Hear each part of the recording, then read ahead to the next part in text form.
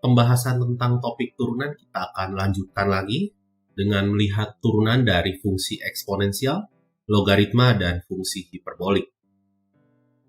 Pertama-tama untuk menentukan turunan dari fungsi eksponensial, kita memerlukan fakta berikut.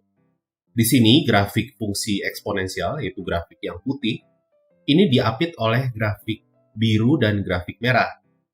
Grafik merah sendiri ini adalah grafik 1 tambah X, dan grafik birunya itu sendiri adalah 1 ditambah X ditambah X kuadrat. Maka dari itu kita bisa peroleh kesamaan ini, sehingga kita bisa tuliskan ulang kesamaan ini dengan kita kurangkan ketiga ruasnya dengan 1, lalu kita bagi ketiga ruas dengan X. Sehingga kita punya E pangkat X dikurangi 1 dibagi X, ini diapit oleh 1 dengan 1 tambah X.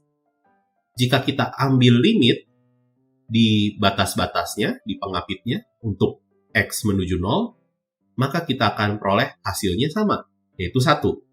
Maka dari itu, melalui teorema apit, kita punya limit X menuju 0 dari E pangkat X dikurangi 1 dibagi dengan X, itu adalah 1.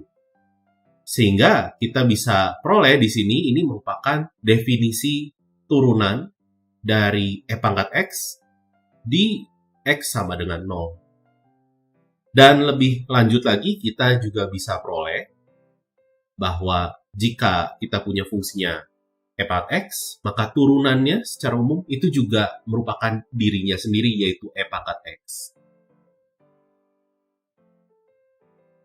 Nah, di sini kita akan lakukan penurunan implisit untuk menentukan turunan fungsi dari logaritma natural.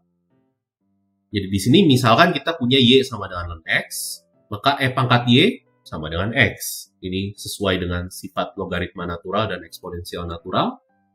Dan kita bisa menurunkan secara implisit persamaan E pangkat Y sama dengan X ini terhadap X. Sehingga kita punya turunan pada ruas kanan itu 1, turunan pada ruas kiri itu adalah E pangkat Y dengan aturan rantai ya, dikali dy dx. Sehingga dy dx-nya itu sendiri adalah 1 per E pangkat Y, yang tidak lain merupakan 1 per X. Maka dari itu kita bisa simpulkan bahwa turunan dari ln X adalah 1 per X.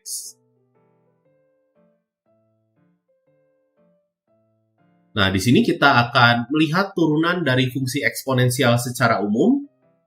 Dari definisinya kita sudah mengetahui bahwa A pangkat X ini bisa dituliskan sebagai E pangkat X dikali ln A. Sehingga kita cukup manfaatkan aturan rantai, sehingga kita bisa peroleh turunan dari E pangkat X ln A adalah kita turunkan fungsi eksponennya terlebih dahulu, yaitu E pangkat X ln A dikalikan turunan di pangkatnya, yaitu turunan dari X ln A yang adalah ln A. Dan kita bisa kembalikan lagi bentuk E pangkat X ln A di sini menjadi A pangkat X. Sehingga kita punya turunannya adalah A pangkat X dikali ln A.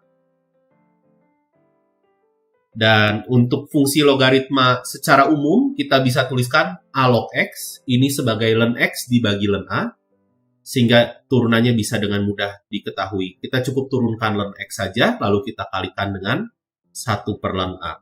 Sehingga kita peroleh turunannya adalah 1 per X dikali ln A. Dan turunan fungsi logaritma ini bisa dimanfaatkan untuk menurunkan fungsi-fungsi yang mempunyai pangkat yang cukup rumit untuk diturunkan. Terkadang kita bisa memerlukan aturan hasil kali, aturan pembagian, aturan perkalian, atau aturan rantai yang cukup banyak untuk menurunkan fungsi yang cukup rumit. Dalam kasus ini diberikan fungsi di sini X pangkat X. Untuk menurunkan fungsi ini, kita perlu menerapkan dulu logaritma pada kedua ruas persamaan. Maka dari itu kita akan peroleh di sini ln Y ini sama dengan ln dari X pangkat X yang bisa dituliskan sebagai X dikali ln X. Dalam kasus ini, penurunan akan lebih mudah dilakukan karena kita cukup menurunkan di sini ruas paling kiri dengan ruas paling kanan secara implisit terhadap X. Kita akan punya turunan dari ln Y terhadap X itu adalah 1 per Y dikali dy dx. Lalu turunan dari X dikali ln X terhadap X, kita perlu memanfaatkan aturan perkalian, yaitu 1 dikali ln X ditambah X dikali 1 per X. Sehingga dy dx-nya kita cukup pindahkan ruas saja y-nya. Jadi y dikali ln x ditambah 1, dan kita bisa kembalikan lagi ke bentuk semula, yaitu x pangkat x. Dikali ln x tambah 1, ini sebagai turunan dari x pangkat x. Dan satu buah fungsi lagi yang berhubungan dengan fungsi eksponensial adalah fungsi hiperbolik. Melalui definisi fungsi hiperbolik, kita bisa memperoleh berbagai macam turunannya ya. Di sini turunan dari sin hiperbolik adalah cos hiperbolik. Turunan dari cos hiperbolik itu adalah sin hiperbolik. Turunan dari tangen hiperbolik adalah sekan hiperbolik kuadrat, dan masih banyak lagi.